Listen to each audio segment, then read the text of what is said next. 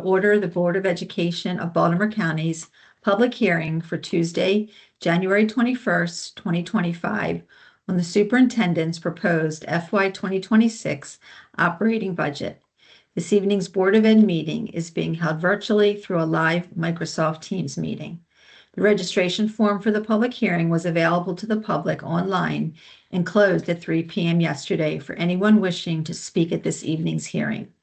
Speakers' names will be called in the order of registration. While we encourage public input on the proposed FY 2026 operating budget this evening, this is not the proper forum to address specific student or employee matters or to comment on matters that do not relate to the operating budget. I remind everyone that inappropriate personal remarks or other behavior that disrupts or interferes with the conduct of this meeting are out of order. Each speaker will be given 3 minutes to speak on the superintendent's proposed FY 2026 operating budget. This public hearing is not the forum to speak on any other topics. I ask speakers to observe the 3-minute time limit and conclude your remarks when time has expired and you hear the tone. Our first speaker tonight is Joshua Nuez-Salas. Ms. Lichter, I do not see him on the call yet. Okay. Our next speaker is Heidi Owens. Ms. Lichter, I do not see her on the call yet. Okay, we will come back to the ones that aren't on yet. Our next speaker is Stacy Nunn.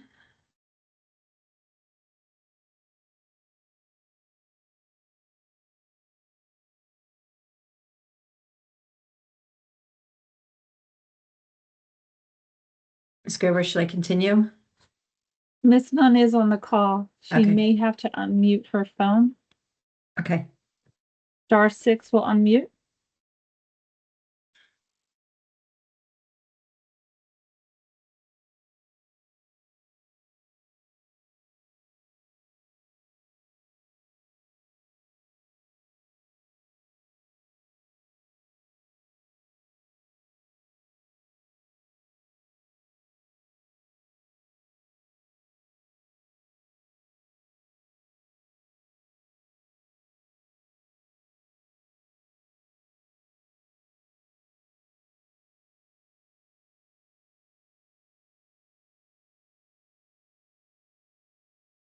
I'll go to our next speaker, but we'll come back to Ms. Nunn when she is able to work the mic.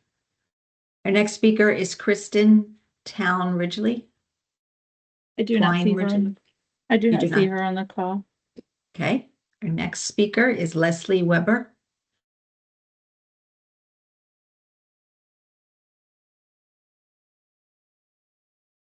I'm sorry, Ms. Lichter. She is on the call. I think we're having some difficulty getting them on. Okay. Let me know when I should continue. Okay. Mr. Corns, could you If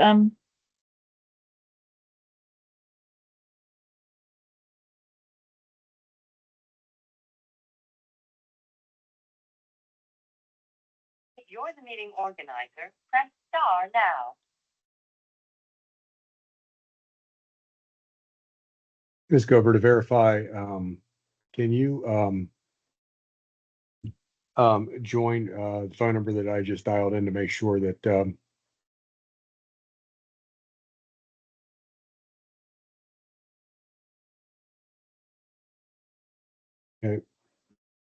Ms. Gover, bear with me for 1 minute.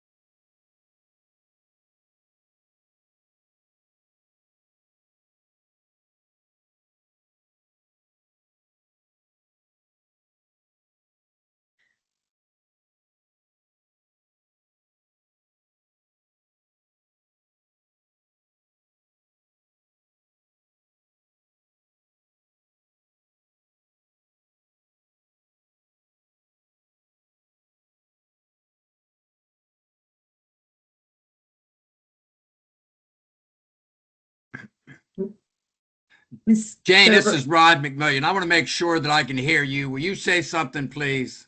Yes, I was going to say, Ms. Gover, can you give us an update? Thank you. We are trying to turn the microphones on for the attendees that are speaking this evening. Okay, Um, thank you. We're trying to get those settings fixed.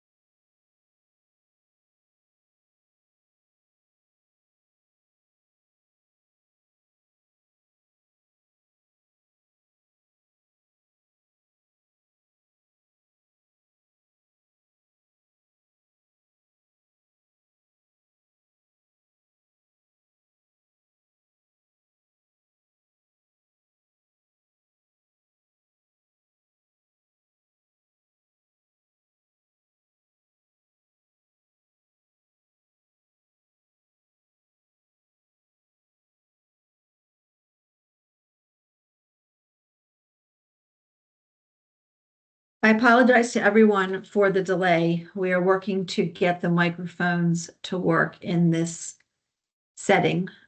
So give us just another couple minutes to determine if we can get it fixed or if we will need to postpone. So I will come back on in a couple minutes with an update.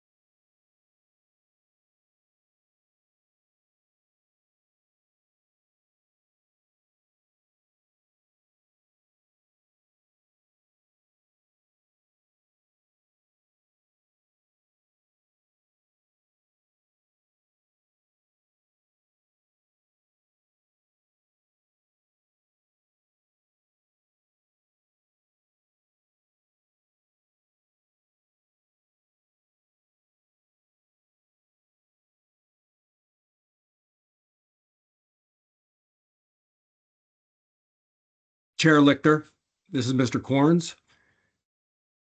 Yes, So Yes.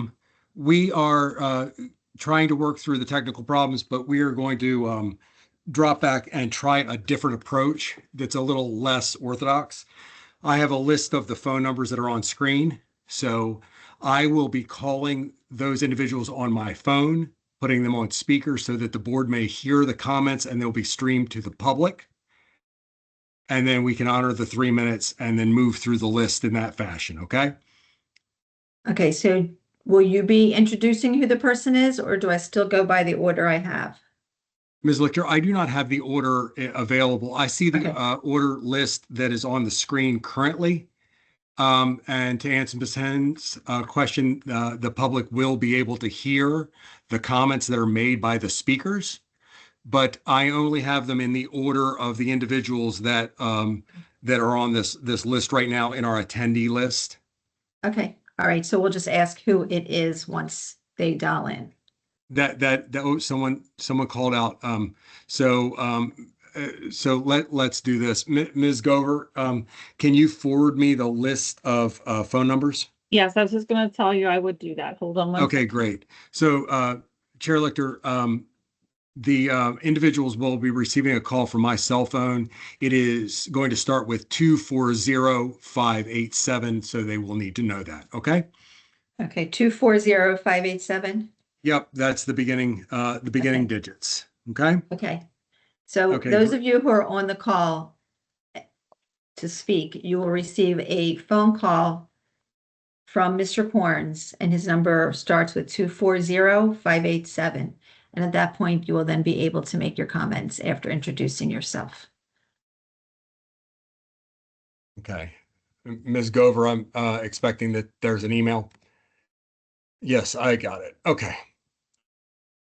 All right. So I have the email. Give me 1 second, Ms. Chair Lichter, and I will get this running. Okay. Yes, thank you, Apologies for Mr. this, but Corns. we will get this so that the public can speak. Okay. Okay, thank you. All right.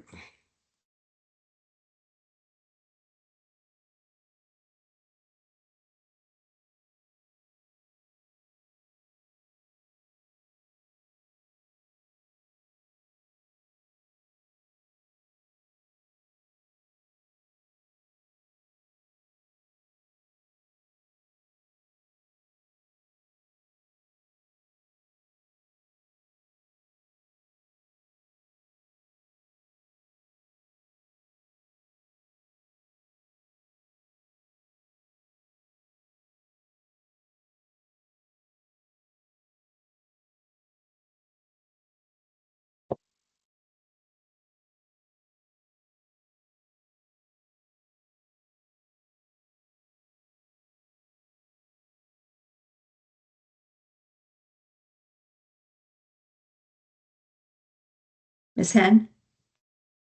Yes, thank you, Chair Lichter. Will the comments be recorded? Ms. Gover, are the comments being recorded? Yes, this entire meeting is recorded by default. It does not change anything other than the audio input for the system. Thank you, Mr. Corns. Thank you, Madam Chair. You're welcome.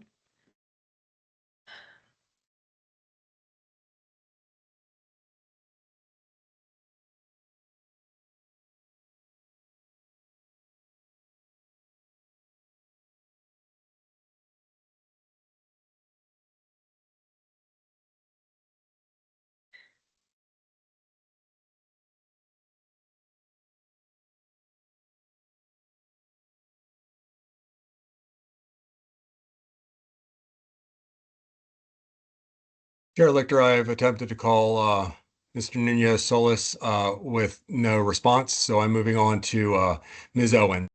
Okay, thank you. Chair Lichter, I have a question. Yes, Ms. Booker Dwyer.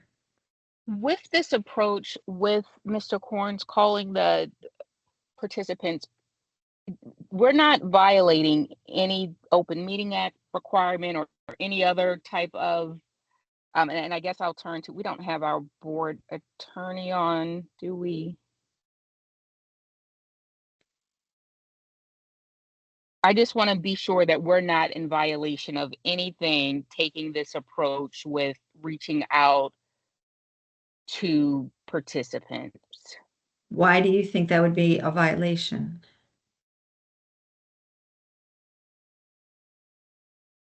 So I'm just wondering because they're reaching out to us.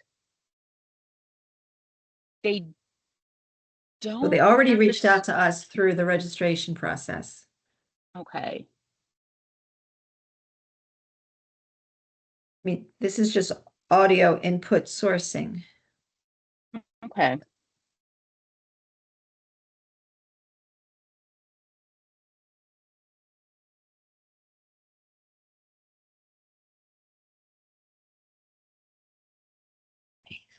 Chair Lichter, I have reached Okay. Ms. Owens. If you'd like, I have a Yes. 3-minute timer ready if you want Yes. to take this approach. So with that, Ms. Owens, if you could introduce yourself and just say something so that I can make sure the Chair Lichter can hear you. Hi, my name is Heidi Owens, and I feel honored to have a chance to speak with everybody. Thank you, Ms. Owens, and thank you for your patience. Okay, Ms. Owens, I'm starting your timer now. Okay, so my name is Heidi Owens. I have a 5-year-old little girl that goes to Franklin Elementary School, and I actually substitute for Kelly Services. In addition to that, during the pandemic, I lived behind Village Center Shopping Center. I was the old-fashioned schoolhouse watching everybody. And during this time, I realized that children need to learn how to meditate, but in an educational way. So I'm a self-certified Silva method instructor, and it's very, very simple. It's been around since the 1960s. All you do is count backwards, look up to the center, and it teaches kids how to relax themselves and do imagery. Every single one of my students got 100% on everything. I'm excellent because of it. I wish I could teach everybody in the world, but schools on the West Coast, they actually have a curriculum called the Jose Silva Method, and those schools, which I can give you the resources to, their student averages are 10% higher. It's such a good tool to learn. It's not religious or magic or anything like that. It's called psycho-orientology, which that is a term of, revolution. So at Village Center Shopping, there is this one building that never gets rent out. Now, I used to work at Body Basics Wellness Center for a little while. I worked there for 2 years. All the teenagers just walked around the shopping area, and I just wish if I could just have a space like that for these kids and teach them how to do this, that would be great. And it is a very wise investment because we're going to be setting the example for the rest of the East Coast, right? So kids, especially autistic kids and kids on the spectrum, it's a simple technique where you look up and then to the center, and it activates your pineal gland in a scientific way. And it just does that. That's how the brain is wired. And I have all the proof for that as well. But to be able to teach the kids this method, I've been doing it when I substitute for Kelly Services. It's how I start my classes. But let me just give one example off the top of my head. The Eagles, when they won the Super Bowl, they had a Jose Silva method instructor coaching them. People that run the stock markets and are very elite, they use this method, but you can also use it in educational terms. And that's what I would love to do. I would be so good at it. And, whether we find a space for this, whether we just set the example for the rest of the country, seriously, because on the East Coast, there's maybe like a bit. So that's all I have to say. I'm very excited, and I hope to hear back from everybody soon. Thank you. Thank you. And again, thank you for your patience. 1 second, Chair Lichter, I'm going to attempt to call Ms. Nunn. Okay, thank you.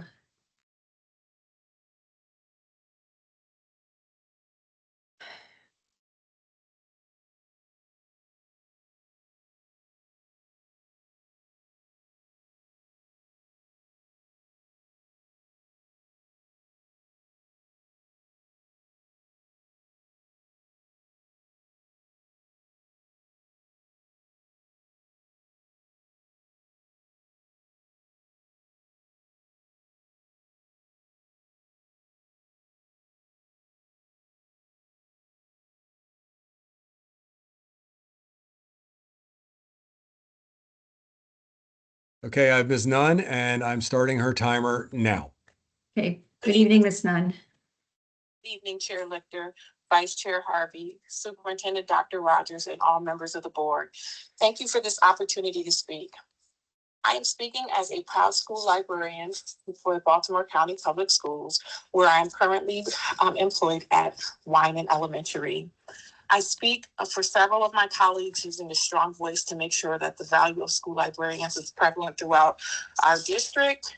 While there has been no mention of why we should not be present, we wanted to make sure that we are highlighted and as in terms of what we do and why we are essential when considering your budget.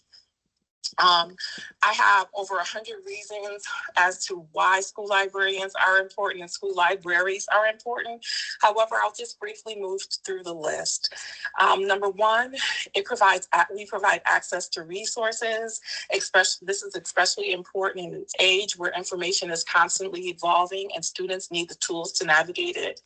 Number two, information literacy. These skills are critical not only for academic success, but for responsible, informed participation in the world. Number three, supporting teachers and curriculum. We are partners in creating a rich, diverse learning environment. Number four, promoting the love of reading.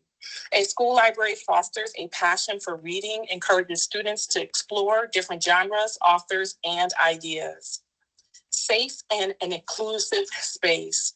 The library is welcoming and inclusive for all students, regardless of background and or ability. The development of critical thinkers. Libraries encourage critical thinking by providing students with opportunities to engage in independent learning, problem solving, and creativity. And finally, technology integration. In today's world, digital literacy is just as important as reading and writing. I could go on, but I'll leave you with one final point. School libraries are not just a luxury, they are a necessity for the success and the well-being of our students. It is imperative that we continue to support, invest in school libraries and the work of librarians to ensure that all students have the opportunity to thrive. I appreciate your time, and I would love to speak with you more if there are any questions. But again, thank you. While there has been no mention of why we should not be present, we wanted to make sure that we highlight what we do and why we stand strong in schools today. Thank you. Thank you for your comments. And again, thanks for your patience. Okay, we're moving to Kristen Town Ridgely. So give me 1 second.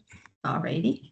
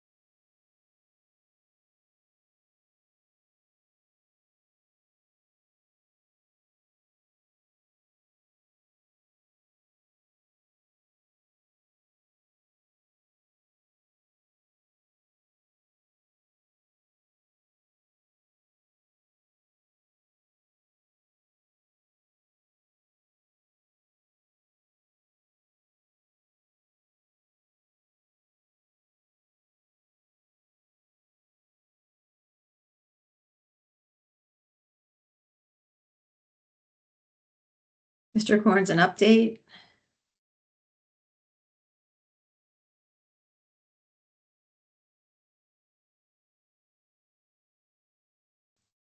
One second, Chair Lichter. Okay, thank you.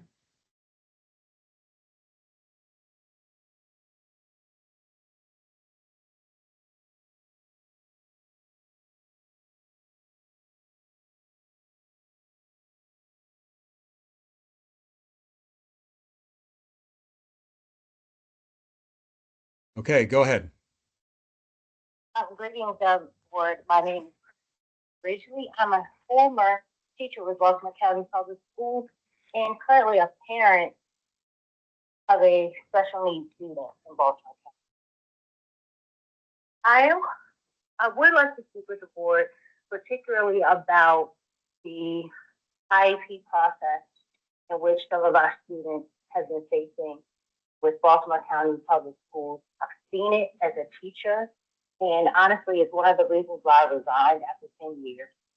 Because as a parent, I saw what other parents were dealing with, and I knew that I wouldn't be able to advocate for my child appropriately while working for a school system that pretty much spun parents in circles, particularly parents that were not aware of what was going on.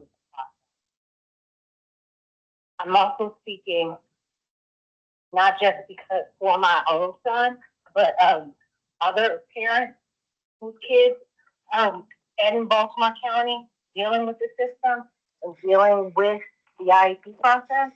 My son is currently at Franklin Middle School, and I've continued to have issues with the IEP team, with them not following guidelines, with them not keeping paperwork up to date, with them making up rules about the team process as they go I don't mean to along. interrupt you, One but particular- is this about the Yeah. budget or just about the IEP process in general? It is particularly about the IEP process in general, but I am concerned too about the budget and what's being done to bring support into the school for special needs students, because there are some things that are not being addressed, particularly with my son who has requirements, and the school does not want to handle those things, yet they will not place him in a private placement. Okay, I want to get you the support you need. We want to get you the support you need concerning the IEP process, and you're welcome to speak to the board at our regularly scheduled meetings. But this meeting right now is specifically about the proposed 2026 budget. All right, will there be in this budget more funding specifically for children with IEP special needs? Because I also know some of the programs that were with in the school system have been pulled back, particularly some of these programs for some of the summer programs. ESY continues to be shortened, less hours, less weeks. There were different programs that the parents could put them in. Firefly, for example, those have gone away. Will that be part of the budget? So in the proposed budget that was presented last week, there was 23 million proposed towards special education. So our next meeting next Tuesday is another work session about the budget that I strongly suggest that you watch or attend. But there was 23 million put in the area of special ed. Okay, thank you. Thank you. So that'll be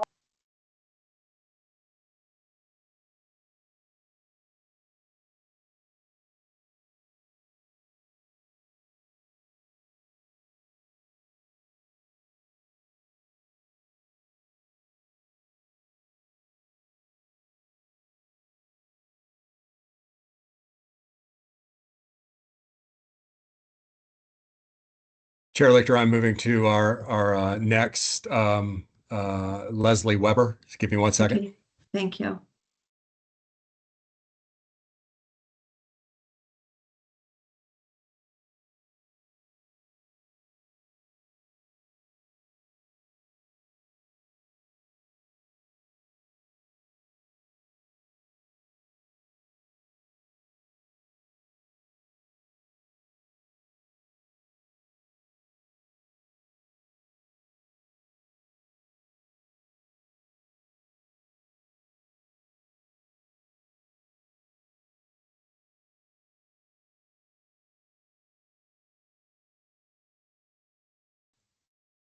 Go ahead.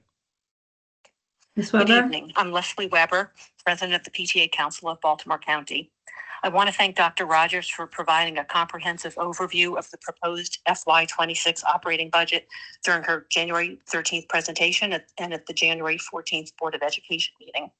PTA Council recognizes the challenging fiscal landscape facing our school system due to state and federal funding decreases and to the increasing needs of our students and families. We're pleased to learn that the budget has been closely analyzed to reveal cost savings and that no staff layoffs are planned. I'd like to offer some comments on some important investments Dr. Rogers outlined in her presentation. Offering compensation enhancements for all BCPS staff. This is crucial because teaching and learning are human endeavors. It's ultimately all about the people and the relationships between them. BCPS needs to recruit and retain top quality staff, and staff members need to be supported and not feel stressed and overworked. Workloads must be reduced through infrastructure and technology improvements. Maintaining reduced class sizes in grades 3 through 5. We're happy that the proposed budget aims to preserve current class size staffing allocations. Learning and relationships improve in smaller classrooms. Hiring additional special education teachers, paraeducators, and adult assistants. Investments in special education are critical, as are investments in multilingual learning resources due to the rapidly changing makeup of our community and school system and the increasing needs of our students.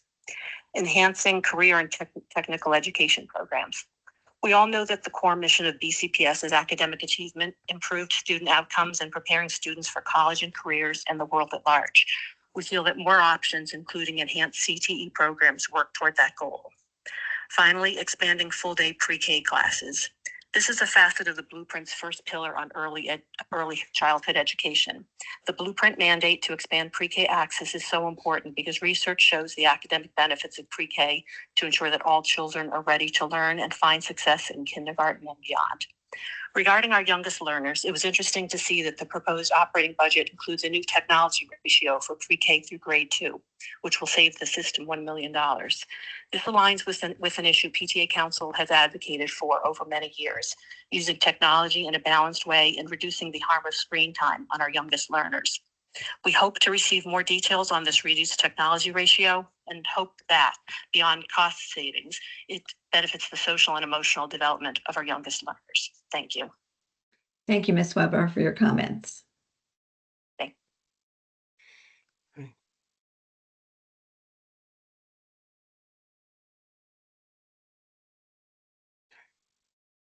All right, Chair Lichter, 1 second, I'll move on to the next.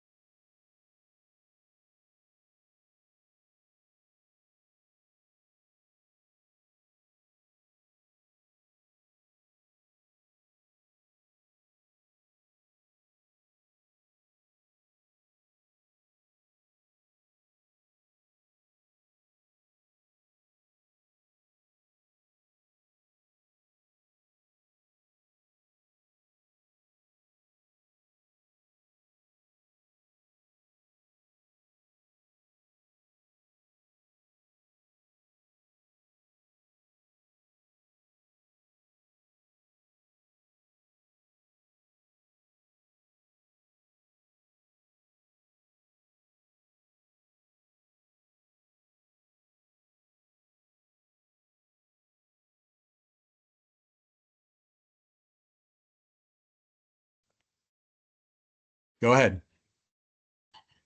Good evening, Chair Lecter, members of the board, Dr. Rogers, and community members. My name is Ramona Basilio. I'm with the PTA Council of Baltimore County, and I'm with the Family and Community Partnership Committee. Before I get into my remarks, I want to say right off the bat that I rise in support of the Dr. Rogers 2026 fiscal year operating budget. I also want to just take a quick moment to thank the board, the technicians, Ms. Glover, and everyone working to make this call possible. It shows the creativity, it shows the flexibility, it shows the get it done that BCPS and the superintendent's office is known for this year and has moved us so far. So thank you for this call and thank you for sticking with it. I also want to thank the board and Dr. Rogers for the transparency and the clarity around the BCPS budget process. From the town halls to Budget 101, the whole process has been demystified.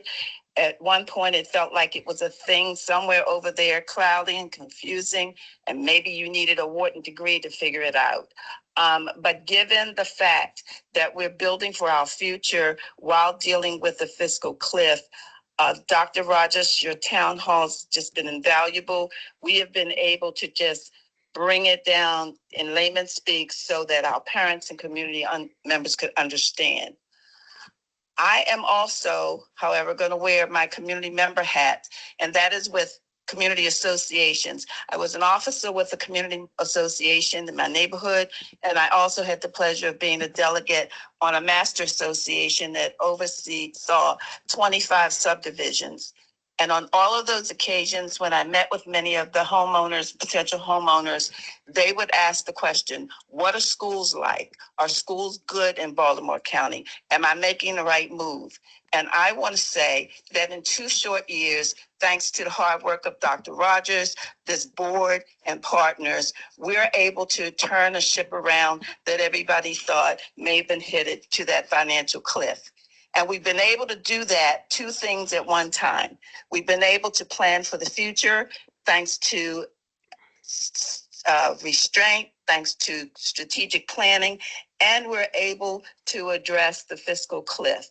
So I want to thank everyone for looking at the potential savings, but also understanding and realizing that Baltimore County Public Schools success is the state of Maryland's success. And our new 5-star rating bears fruit to that. I can now say to homeowners, yes, Baltimore County is the place to come. Yes, your tax dollars are being well spent, and yet we're becoming the best in the nation. Thank you. Thank you, and thanks for your patience.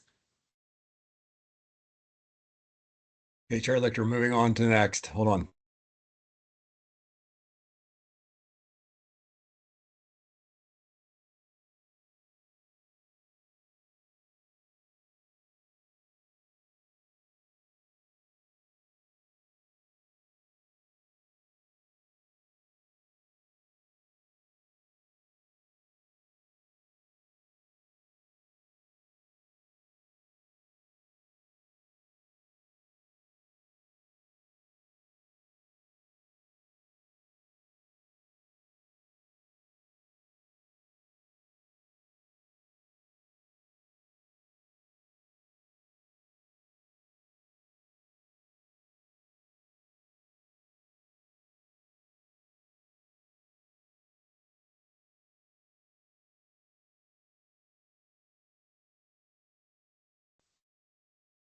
Go ahead.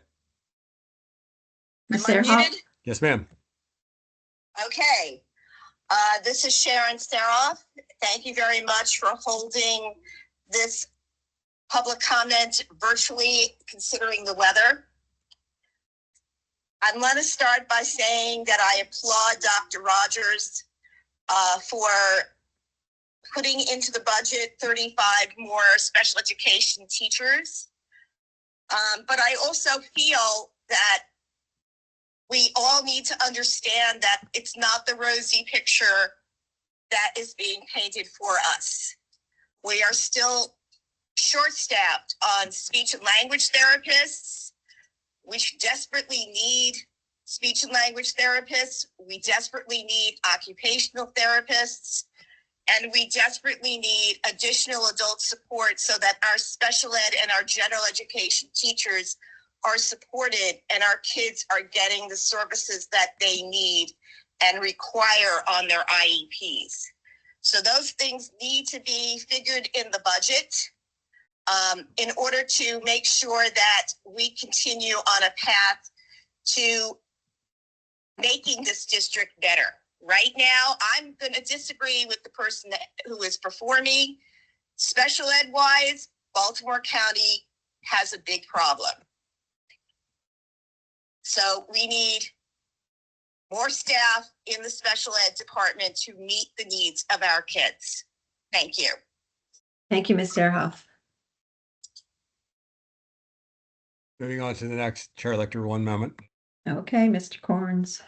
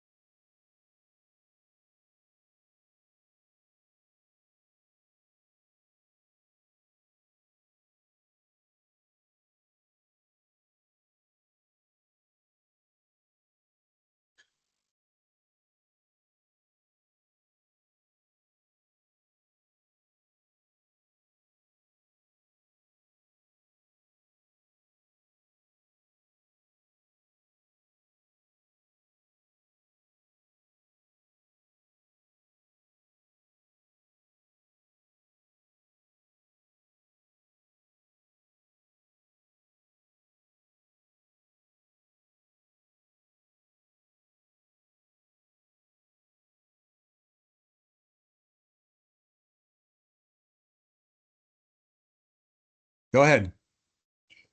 My name is Vernon Fisher. I'm a member of Kappa Alpha Psi fraternity, and I am the Guy Wright Chair of the mentoring program at Towson Catonsville, Maryland Alumni Chapter. And I just wanted to say that we're deeply committed to supporting the children and community of Baltimore County Public Schools. We extend our gratitude to Dr. Rogers and the school board for their dedication to openness and transparency, demonstrated through the budget town hall meetings like tonight and the comprehensive BCPS budget website.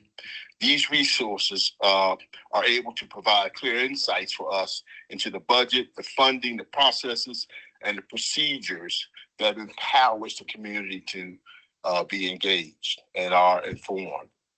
We support the fiscal year 2026 budget and are eager to see the continuation of the remarkable academic progress achieved over the last 2 years. Most notably, we believe that continued work in these areas will improve outcomes in key academic priority areas such as English language arts, math, ESOL, and special ed. We'd like to focus on additional highlights of the proposed fiscal year 2026 operating budget that we believe directly impact what we do as a mentoring program. And they are increasing the number of special education teachers, paraeducators, and additional adult assistants, preserving current class size staffing allocations across all grade levels, and most notably for me, expanding full-day pre-kindergarten classes will allow continued forward progress. The latest Maryland State Department of Education report card highlights the significant strides BCPS has made in educating and empowering students, and we are confident that this momentum will continue. In addition to your efforts, we, the Guy Wright Committee, are committed to supplementing the support provided to students through our mentoring initiatives. Our focus is on fostering emotional intelligence, helping students navigate fears and self-doubts as they face competitive environments. By building their self-confidence and emotional resilience and problem-solving skills, we aim to equip them with the tools they need to thrive academically and emerge as future leaders in our community. We also explore careers with our Kappa Leaguers as well as the other groups that we mentor. Currently, we're mentoring at And sir, second, we'll be doing it. sir, that is time. Thank you. Thank you, Mr. Fisher. Moving on.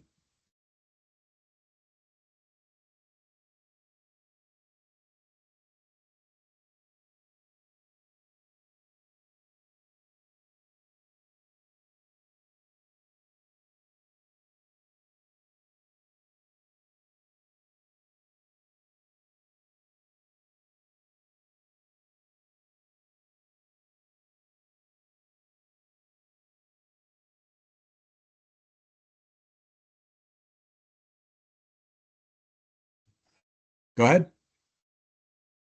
Good evening. My name is Amy Adams, and I'm speaking on behalf of the Baltimore County Parent Student Coalition and our 5,000 members to ask questions, hear answers, and gain a better understanding of this budget. We would like to know why the proposed FY26 budget is 10% over last year's MOE, when enrollment has been stagnant and is significantly lower than just 6 years ago. Last year, it was predicted our enrollment would be over 113,000 this year. How can the system justify to taxpayers the 100+ million additional ask? On slides 10 through 13 of the superintendent's presentation, she highlights academic data. The map data shows that over the last 3 years, there is a 0.13% gain at the 61st percentile benchmark and a 0.8% gain at the 50th percentile benchmark, which still leaves over half of BCPS students not reaching the 50th percentile benchmark of proficiency at the end of year map tests. Dr. Rogers highlighted that BCPS had the second biggest rate of improvement in state scores and on the MCAP test. However, 13 out of 16 categories are below 40%, 8 out of 16 are below 30%, 6 of 16 are below 20% proficiency. 0 categories have more than half of the students proficient. When greater than 50% of BCPS students cannot score proficient on MCAP, perhaps having one of the highest rates of growth shouldn't be celebrated as an accomplishment, but rather should be an expectation needed to actually improve student outcomes. We are asking this board, what is the return on investment here? The board has approved multi-million-dollar contracts annually for ELA and math curricula. You were told they were evidence-based and proven effective. Do you agree that these minimal increases are success? Where is the accountability and the return on investment? How can the public have confidence that money spent on curriculum, staff development, and interventions is having a meaningful impact on student success when our data shows teensy increases from very low starting points? On slide 19 of the superintendent's presentation, how many cut positions are already vacant? How can we cut filled positions and be compliant with all of the union agreements? Are new grants being used to fund positions, or are these existing grants? If it's existing, what's being replaced? What is the exact staffing formulas being shared? Will the exact staffing formulas be shared with the board and the public? Because what is reported on slide 38 does not match the current experience of parents, students, and staff. We brought this up last year, as did many other advocates. Is there a department whose funding is being shifted to grant money, but they cannot provide any data on their positive impact on the system? Should such a department or programs be greatly reduced or cut? It was very concerning during the equity meeting last week to hear a strategic plan that has 0 measurable goals or accountability built to show effectiveness. On slide 24, can staff provide an update on the outcome of disbanding the centralized ESOL program to disperse program? Has this policy change been a fiscally sound decision, and what are the academic outcomes of the policy change? On slide 23, what is the exact breakdown of the 32 FTEs among special education teachers, paraeducators, and additional assistants? How many gen ed and special ed paraprofessionals are being added? Has the role within BCPS Schoolhouse been expanded, or are they more students assigned to paraprofessionals? Are these positions easier to fill than educator positions to supplement them staffing in the schoolhouses? Bottom line, we support a budget that positively impacts the children. Thank you. Thank you, Ms. Adams. Okay. 1 second.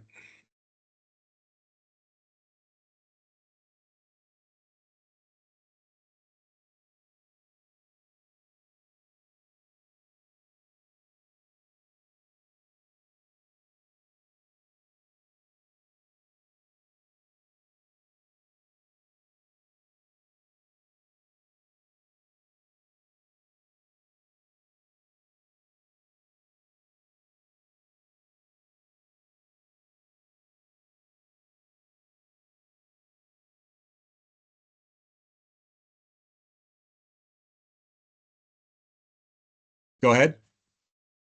Good evening, Chair Lichter, Vice Chair Harvey, Superintendent Rogers, and members of the board. Thank you for your time. I'm Lloyd Allen, he, him, special educator in mathematics, speaking as an individual. Thank you for having the foresight to negotiate long-term agreements with your bargaining units. Thank you for your continuing determination to fund all of the aspects of those agreements. I moved to Baltimore 25 years ago specifically to teach at a Baltimore County public school. Like many of our educators, I was recruited to come to our system and was imported into this region that needs to import educators, and I left a region that continues to export educators. Because we draw from a wide pool, we are able to find deep talent, and our employees are our most important resource. As the budget gets leaner, the proportion that is accounted for by personnel will only increase. It is our people that create success in our system. That said, there are still some aspects of our budget that draw from external vendors. That makes sense when it's a subscription for a license for a hardware product, but I continue to be disheartened by our use of subscriptions for curricular materials rather than BCPS developed curriculum and assessment of which we have ownership.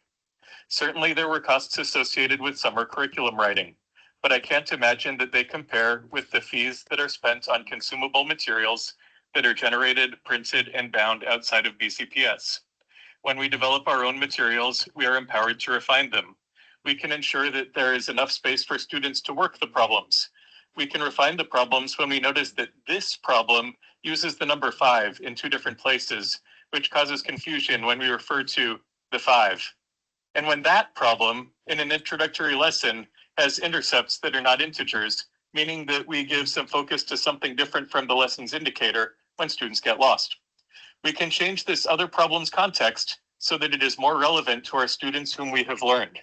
When we develop our own materials, we can adapt them for the students in the class that is in front of us this week. When we develop our own materials, the curricula go from the expense column to the revenue column. And when we develop our own materials, we demonstrate with our actions that we value the expertise of our educators. There is a recent ad that keeps popping up in my feed, promising to fix my own household budget by identifying subscriptions that, as operating budget items, are recurrent expenses. I look forward to BCPS continuing to identify the items that we have expertise to create and to take control of those items rather than outsourcing, paying overhead, and allowing others to dictate to us. Thank you. Thank you, Mr. Allen. One moment, ma'am.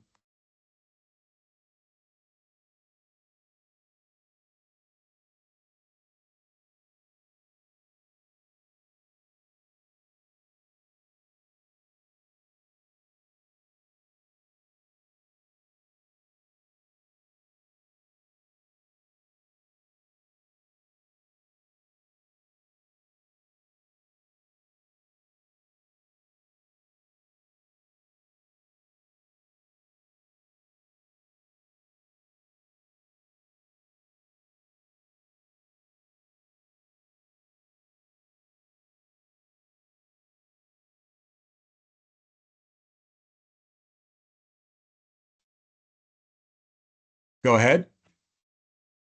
Good evening. I am Marietta English. Good evening. I'm sorry. I've been waiting so long, I just got off track. Sorry. Good evening, Chair Lecter, Vice Chair Harvey, Dr. Rogers, and members of the board. I am Marietta English, and I chair the Education Committee and AXO for the NAACP Baltimore County branch. I'm here to comment on the 2026 budget. I'm in full support of the budget. It is important to support this budget to continue the progress that Baltimore County Public Schools has made. This budget funds critical need areas such as math, English, pre-K, special education, career and technology. It also provides support for mental health and our ESOL students. It also provides staff with their negotiated agreements, so there's no worry about the increases or layoffs, and that provides the stability for the workforce. Thank you, Dr.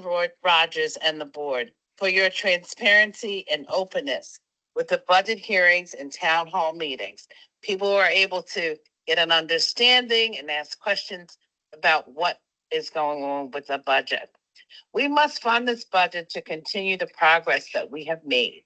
We would like to increase the number of five-star schools that we have and our NAACP AXO program, which also contributes to our student success. And we can only do this if we fund this budget.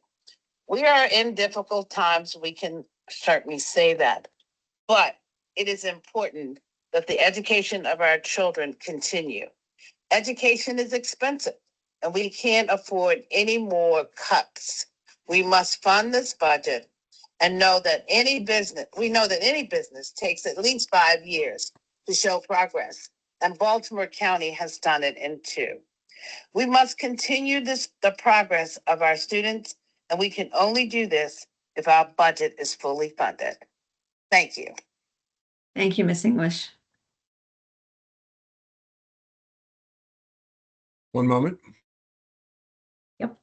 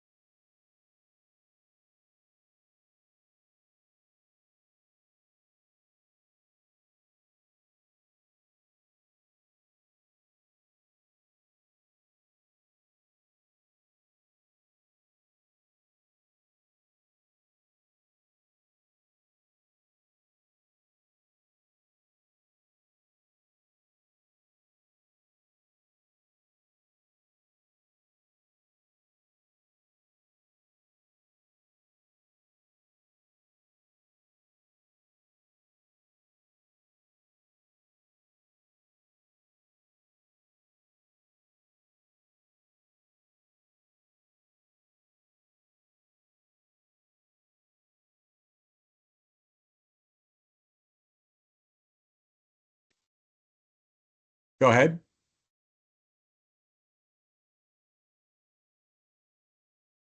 Hello? I'm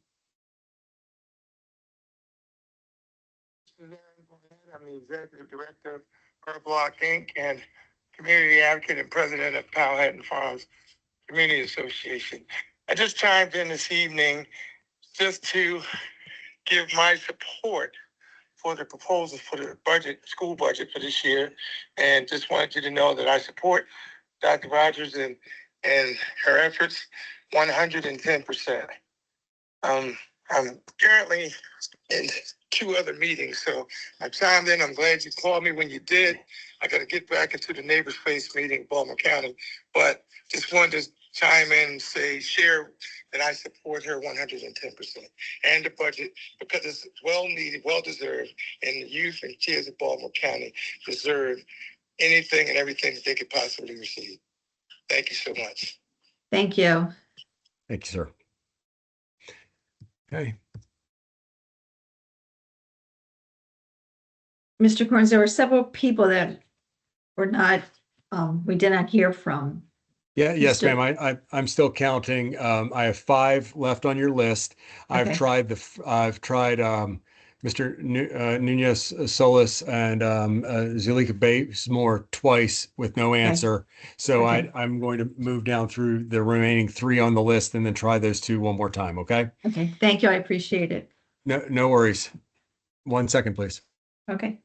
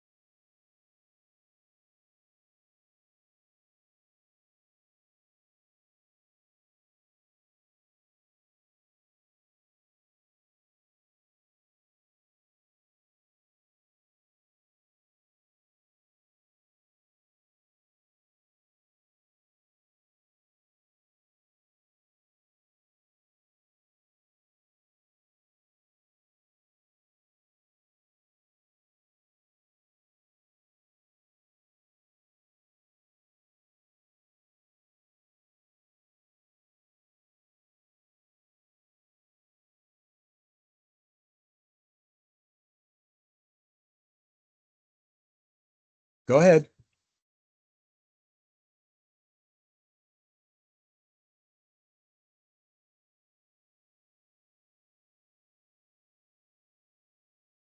Hello? I'm asking you to consider the paraprofessionals that are in the health suite. The RN really needs their help. So when their budget gets a little tight, the aides tend not to be available. So please keep the aides in your budget, keep the RNs in your budget so they can take care of the chronic and the acute health needs of our students, the acute injuries that occur in schools, and they can monitor the immunizations. Their job is a lot more than that, but those are some priorities that I just wanted to get out there because in order for our students to learn well, they have to be healthy. Thank you. And Thank I'm sorry, you. I did not say hello to everyone. Hello, Dr. Rogers and the board. I'm sorry.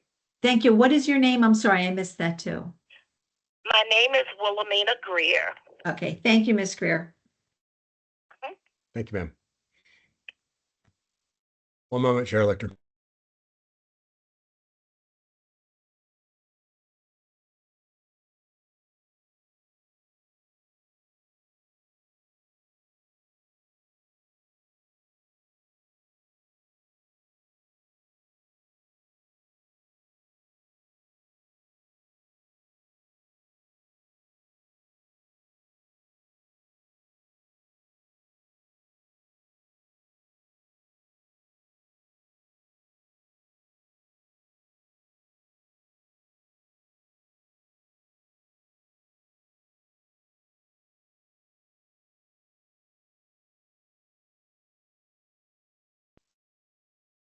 Go ahead. Hey, Council, thank you for your time today. I want to thank Dr. Rogers for her comprehensive presentation on the budget. It's truly illuminating. I want to comment on the provisions to paying teachers more for their national board certified teacher status. I want to comment that as a senior teacher, these provisions have really encouraged me to improve my practice and my craft at the midpoint of my career. And it's really invigorated me to continue teaching and fostering new teachers and student interns. These bonuses are critical to retaining teachers, and I have found the program itself to be incredibly useful in helping me to improve my craft. I hope that you strongly recognize the importance of keeping these provisions in future budgets in future years. I know that it requires an immense amount of time and effort on the part of these teachers, and to remove these provisions in a few years would feel like a slap in the face to the hundreds that have finished and the hundreds more who will finish shortly. So I do hope you consider from a retention standpoint and from a staff development standpoint, continuing those provisions. Thank you so much for your time, and I hope you all have a wonderful evening. Thank you. And your name, I missed your name at the beginning. Ken Benjis. Okay, thank you, Mr. Benjis. Thanks, Ken. Take care. One moment, Chair Elector. Okay, Mr. Corns.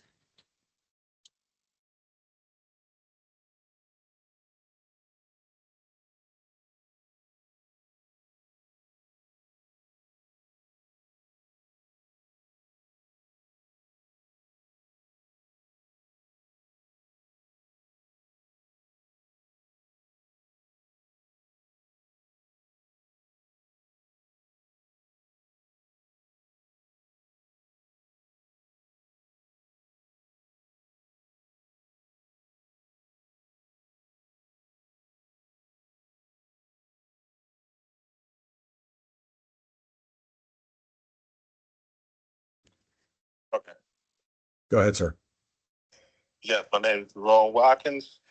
I'm with Baltimore County Block Program, and I would like to say that I agree with the budget that's been assessed by Dr. Rogers. Block Program, we want to be able to go in and help our students as mentors. And I believe that Baltimore County school system hasn't really been up to par with getting our kids a good start. And I think we should be able to do that with this budget that's coming up. Thank you. Thank you. Chair Elector, I have two individuals that I've tried to call now. I'm going to give them both one more time, and then I'll inform you whether or not I get an answer, okay? All right, thank you, Mr. Corns.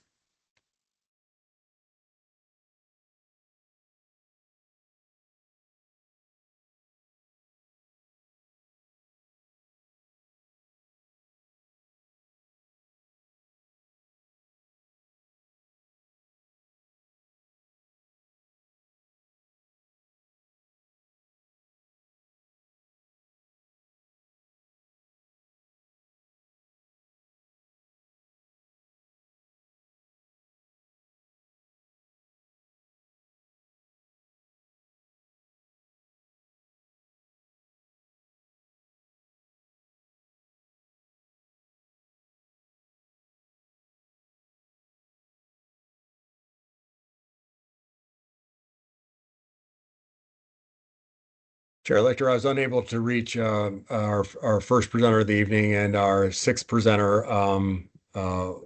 declined her invitation to present this evening. Okay, thank you. So this completes our public hearing of the FY 2026 operating budget. We really like to thank everyone for their patience tonight. We also like to thank everyone for their comments. If you are not able to speak here tonight, comments can still be sent to the Board of Education at boe@bcps.org. Members of the public may also register to speak during public comment at our upcoming meeting on January 28th. Information is available on our participation by the public page. I'd also like to thank Mr. Corns for doing whatever he did to help us have this meeting tonight. So thank you for all of your help. We thank everyone for joining us tonight, and the hearing is now adjourned. Have a great rest of your evening. Good evening, everyone.